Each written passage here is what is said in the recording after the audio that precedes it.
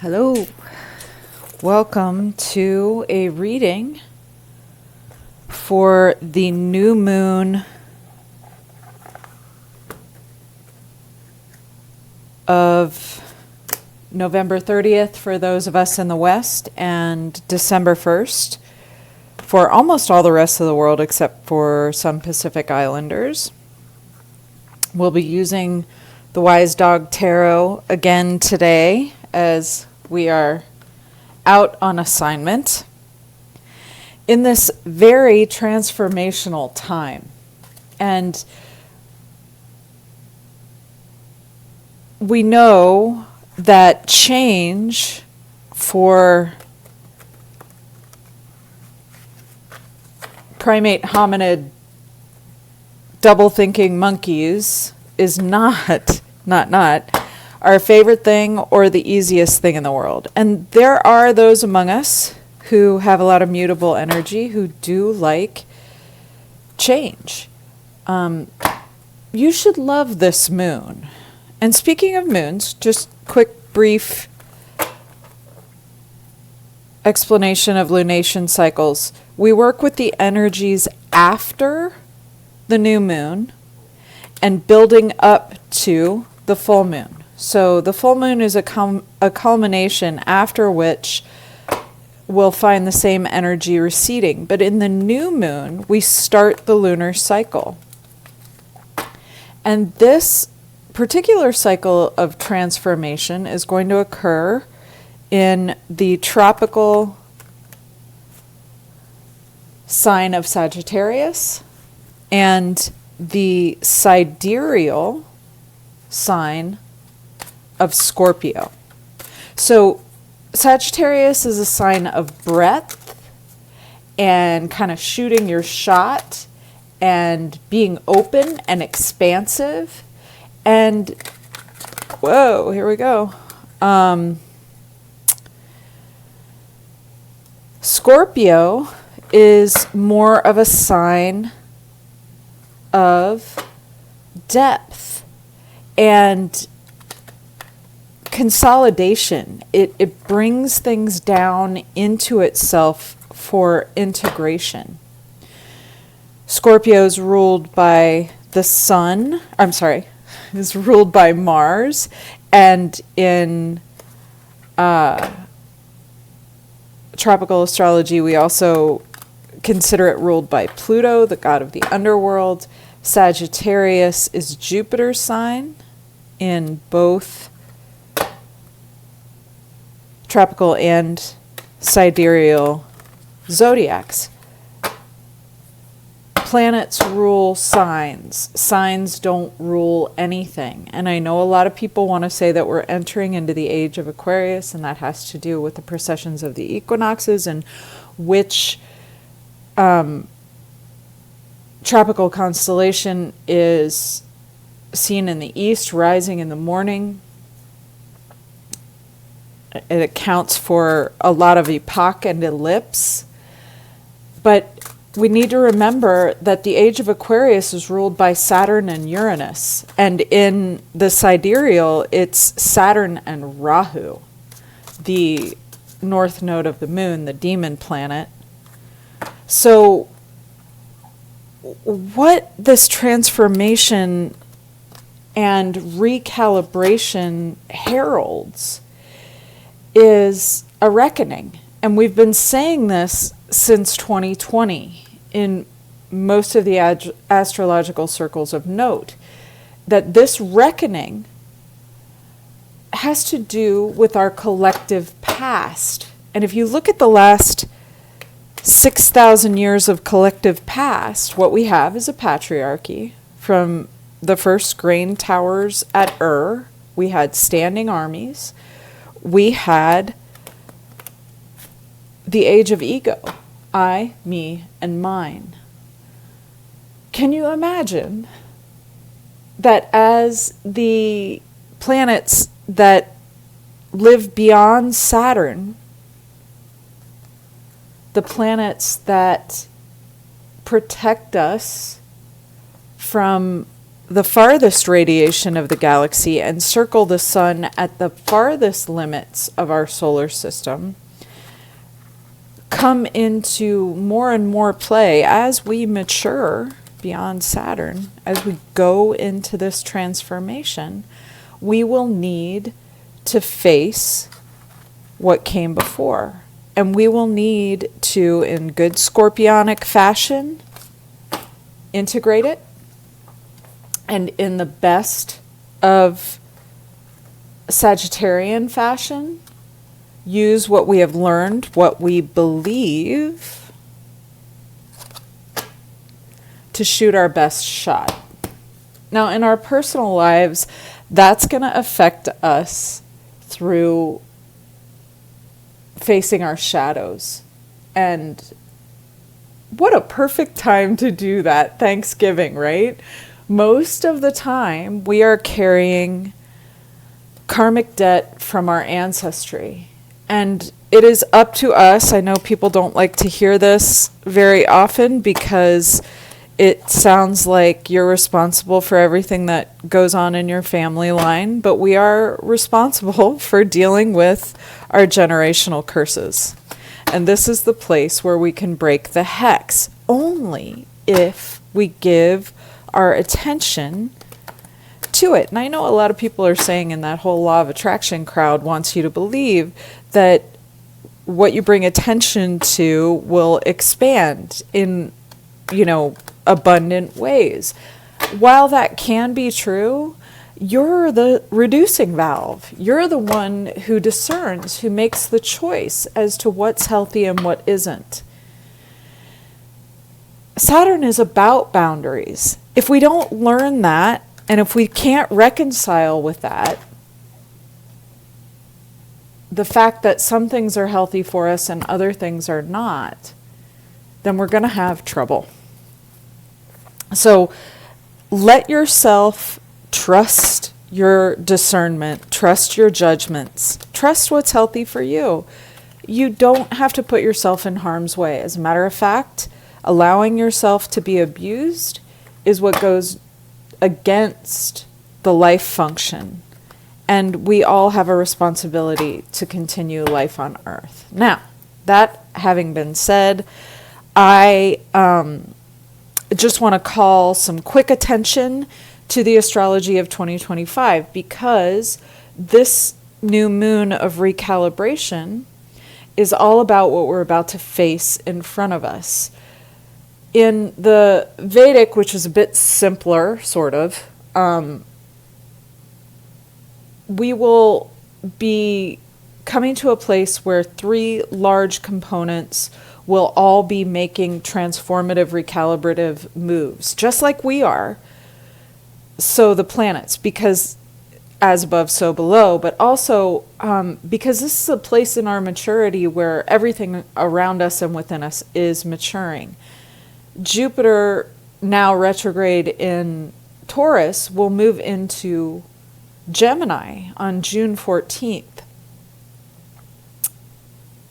Saturn will move into Neptune Neptune. The planet that rules Pisces is Neptune, and Saturn will move into Pisces on March 25th of 2025 and go retrograde on July 15th. Remember, July 15th of last year brought us a presidential assassination, and we are to address our fears when Saturn moves into Pisces. And then the nodes of the moon, Rahu and Ketu, will change place from Pisces and Virgo into Aquarius and Leo. So yes, there is a big focus on Aquarius and all things Aquarian, the collective, and the leaders, Leo. We need to keep our mind on that. 2025 is a red flag year because Mars is going retrograde in all forms of zodiacal formulation. And then in the tropical zodiac. Pluto has already moved into Aquarius, as everybody who reads now knows. I have a Labrador that wants to play with a squeaky trout, so if you hear squeaking toys, please forgive us. Neptune in the tropical zodiac and Saturn will both go into Aries, sign of new beginnings, in March of 2025.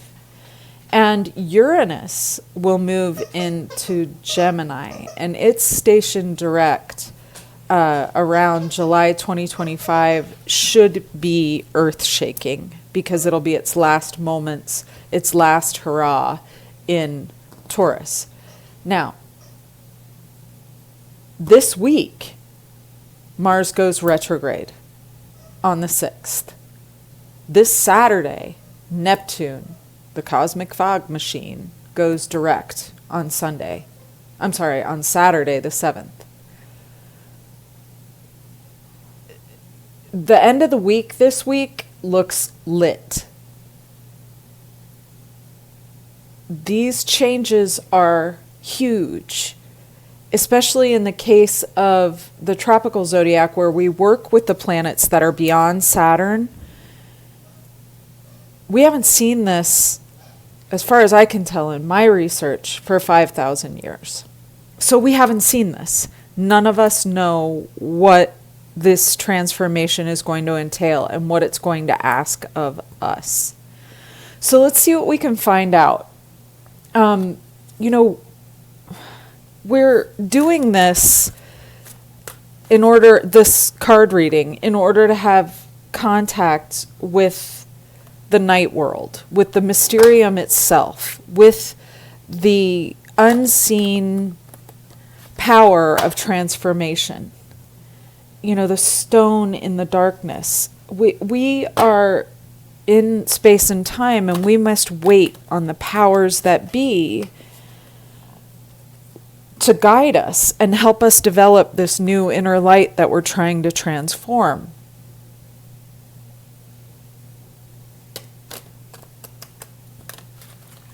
The new inner light that we're trying to transform has to come in contact with the numinous in order to happen, to become. It comes to us through us. And we have to do this with an open heart, with an open heart center. And when we're in fear, we cannot have an open heart. So what I have been asking today and throughout my meditation on the new moon, which has lasted several days, is how can I face this darkness, both within me and without me, with an open heart? How can I keep my heart open so that the light remains lit and doesn't die to the suffocation of fear? Maybe that's a good one for you. Maybe that's just a writing prompt. But let's go into this reading with that in mind. That we're trying to find ways to keep our hearts open so that we can receive our guides, so we don't get entangled in these power problems and the inflation and lost in our own inner deserts. We have to admit what is above to come into what is below, and what is below to come to above. So in that, Om Namah Shivaya, a great mantra for this new moon cycle. Om Namah Shivaya, for protection and sustenance. Om Namah Shivaya. Om Doom Durgaye Namaha, Om Doom Durgaye Namaha, Om Doom Durgaye Namaha, because she is with us in this darkness. And Om Shrim Mahalakshmiye Namaha, Om Shrim Mahalakshmiye Namaha, Om Shrim Mahalakshmiye Namaha, Om Aim Saraswatiye Namaha. Namaha. I am not. I'm not ego. I am letting you in. And I am let's see, 1, 2, 3, 4, 5, 6, 7 cups in the mystery. We're in the mystery at this point. And if you feel that, I am here with you in that mystery. We have an array of options and difficulty deciding what is right action at this point in time. We are crossed by, the 10 of Wands. Quite simply, this is oppression. We don't know where those wands are being carried and whether they will benefit the future or the past, but we are loaded and we are under it. This is the weight of shadow. This is the weight of ancestral reckoning. This is the presence of the past. And it is being cleared at this new moon. But the transformation and going through it will take time and space. One thing that we have to remember with new moons is that we absolutely have to wait until we see that crescent, right? That first crescent that Shiva wears in his hair has to appear before we're going to know anything. And clearly we're confused already with the array of options ahead, in our world. And then we're also oppressed with the weight of our own psychological and physical and spiritual burden, because we have a lot of responsibilities right now. We are crowned by our highest achievement is the Ace of Swords, a new way of thinking. And I really feel that very strongly. I feel that a new way of thinking, a solution-oriented way of thinking is coming for us, but it's in development right now. And these things cannot be rushed. The ways of gestation, the ways of the underworld are perfect, and they cannot be questioned. We have to be present for our journey in all of its mysterious magic, and we can't rush the process. If we decide before it is time, we collapse the wave function, and our influence has been oppressive and confusing. This is Saturn squaring the Sun, Moon, and Mercury, and opposing Jupiter, this expansive energy,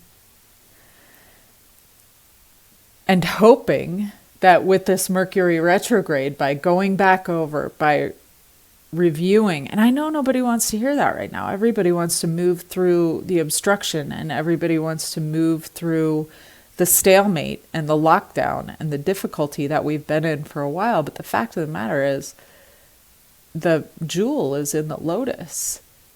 The difficulty is itself the way through.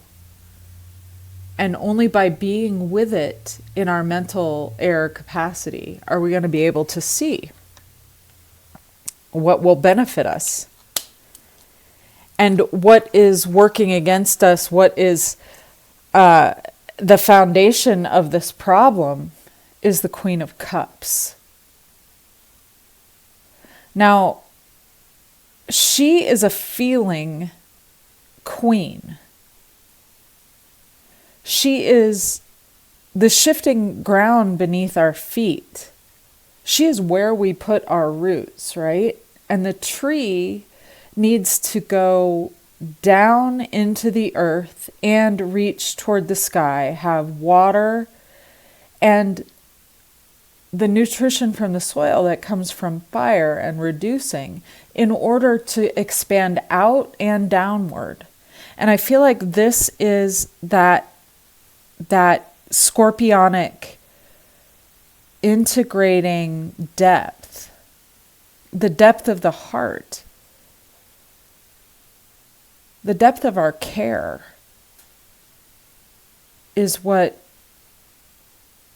provides a foundation for us at this point, and also threatens to take us too deep, right? There's a way in which we're kind of struggling with too much water, with too much depth here at a Scorpio new moon. And we have to remember it's part of a process, and the light returns and the water dries a little. And we're going to find the bottom in all that that's containing, right? I'm going to leave that there. While we find out what we're moving away from. Oh, good. That's some good news, isn't it? We're moving away from the devil. I think the devil could be seen as a chihuahua with a pork chop. Don't have chihuahua with a pork chop energy, right? Don't hold on to the ancestral and generational problems that you're meant to move through. Find ways. I am very actively doing this myself. Like, this is my work right now. Is I think I have a pretty good grasp. I feel I have a pretty good grasp on what went wrong at this point. What I want to find is my way through it. And I want to find a way not to be chained to that pork chop. I want to find a way not to be a vicious little dog about what happened.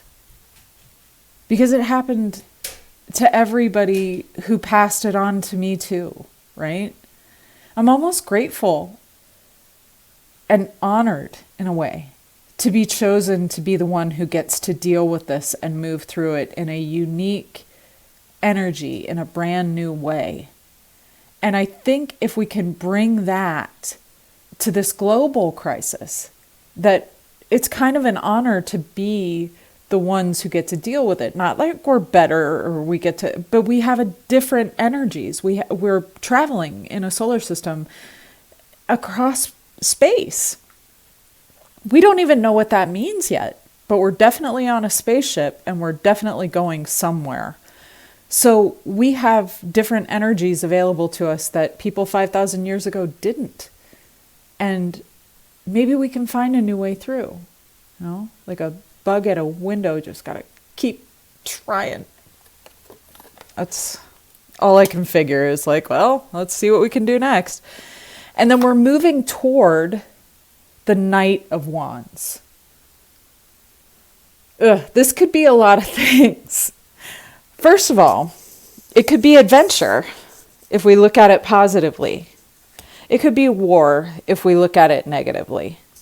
And I think that's the only thing that will save us from war is by making ourselves the new territory of conquest, right? Like the new dimension that we're pioneering is us and each other. And the animal life on the planet, the flora, the fauna. If we can become re-enchanted, re-fascinated, right? That wand, that stick that Diggity has, can be a magic wand. Or it can be another staff of oppression. And we each have to find a way to choose that. And I know I'm harping on the Bastille song Pompeii, but at every moment I find myself asking myself, you know, I'm confronted with all these new devils, with every new fresh hell. I'm like, how am I going to be an optimist about this? And sometimes I can't right away. And sometimes I need those 3 days of a dark moon to reorient myself, incorporate the new energies like this scorpionic energy is asking me to do. I mean, I'm not perfect at that. I'm a flawed, imperfect human being, and I'm not good at a lot of this stuff. But that doesn't mean I shouldn't try, or I shouldn't bring all the shine that I have to it, all the fire that I have to it. And that, again, you know, Mars retrograde in, depending on your zodiac, Gemini, Leo, Cancer. opposite Pluto, and very soon Venus. There's lots of reasons not to shine right now. Do it anyway. Find your way through this generational crisis, because we have to leave something for those who come next, and we want them to be able to have beautiful adventures. I do, anyway. I hope you do too. We are becoming the Hermit, and this is that downward, inward way of looking that makes us shine. I know, this culture does not hear this message, but introspection and submission to the powers that are higher than we are is the thing that makes us great. It's the thing that makes us beautiful. It's the thing that makes us loving. And love is beauty, and beauty is love. And we can't find that out in the world unless we can find it within ourselves. Breathe on that flame of love. Whatever it is you love, whatever inspiration you get from your heart, from what you love, breathe on that. Bring that out into the world when you're ready. And take your time. Take your time about it. You don't have to be in a big hurry. You've got 3 days. Just kidding. Just kidding. Okay. And we are surrounded by the King of Cups.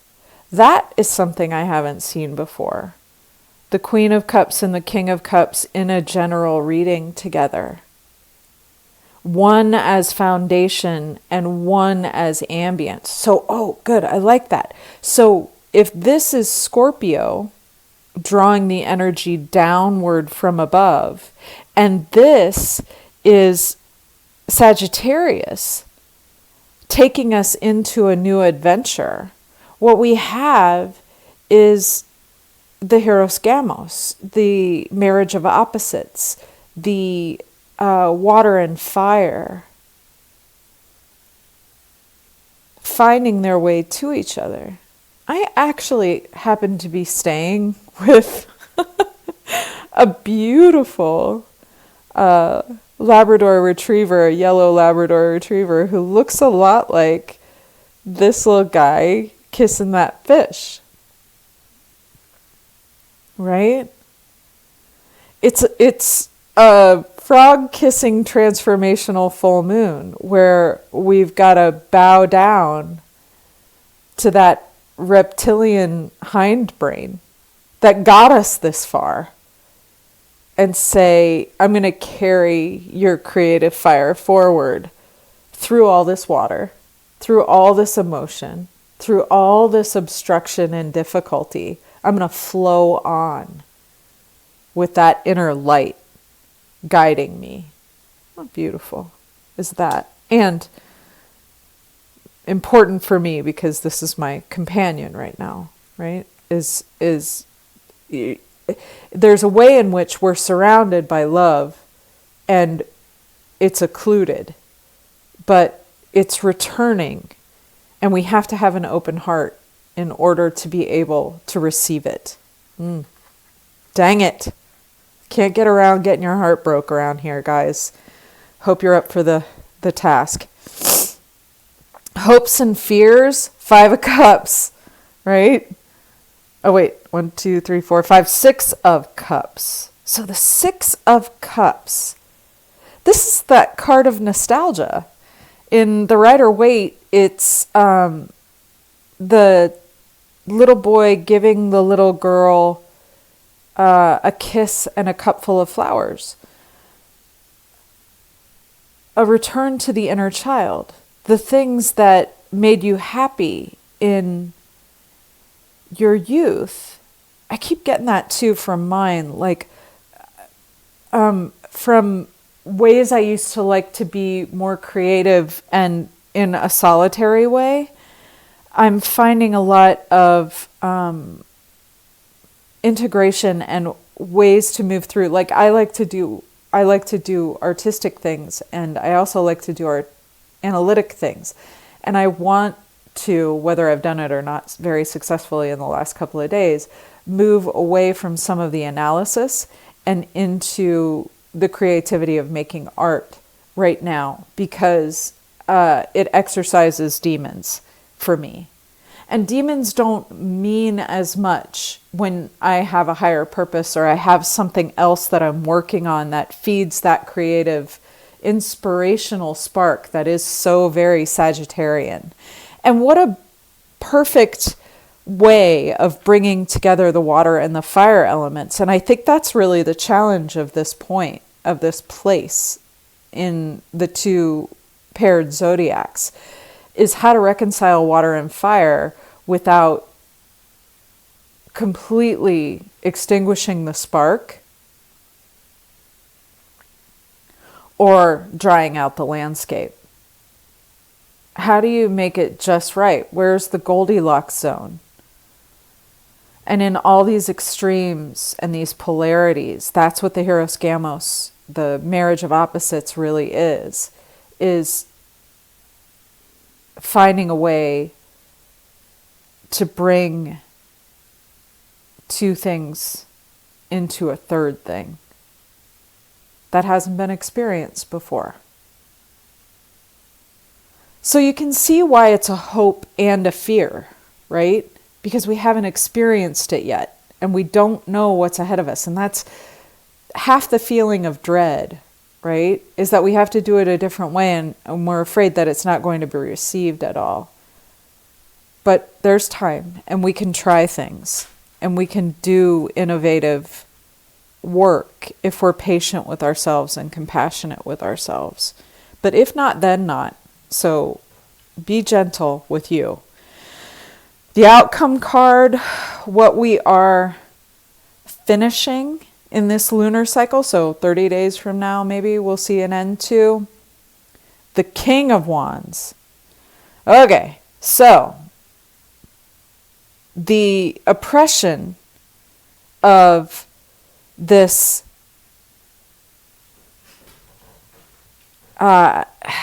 magic wand. I want to say magic wand, right? For all of these, for all three of these wand cards. I want to say the magic, the alchemical process that we're trying to do is temperance. We're trying to bring water and fire together and make a third thing out of those. We don't have an element that is just water and fire. Ether is all the elements together. So we have to find a way to bring this water and this fire into a relationship that continues to move the project of intelligence forward on planet 3. And that statement right there, I think you can flow that one through any dichotomy that you're facing right now. How are you going to bring water and fire together? How am I going to keep an open heart while I face this darkness? And the answer given by this reading is you're going to find your mastery. You're going to pair these opposites in ways that honor the past, honor the solitude, allow the demons, allow the confusion, and allow the adventure. It's a change of attitude that's being described here. From swamp to overwhelming care to alchemical resolution, bringing a new element within ourselves to life. It feels like something's evolving here. It looks like from the astrology that hasn't occurred in 5,000 years, that a transformation is being recalibrated that heals the deep psyche and the shadow with the flame of this light that gets rid of these constant and repetitive patterns of obstruction, opposition, and polarity, and brings the underlying cause to unity. It's always a cycle of unity, disunity, and repair. Unity, disunity, and repair. And it looks like the flame is going to repair it this time. The spark that's within us. Bottom of the deck. Justice. Sweet, juicy justice. And it may not look like our justice, is all I care to say about that. The universe's justice looks very different from what is just to us.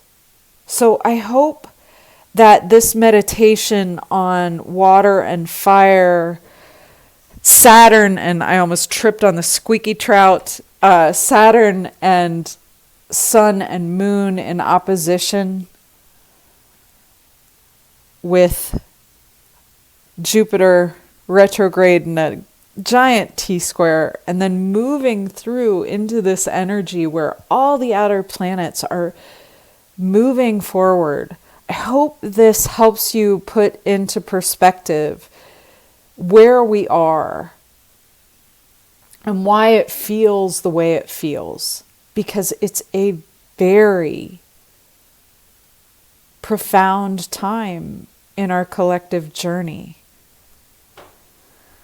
Find your spark. Thank you.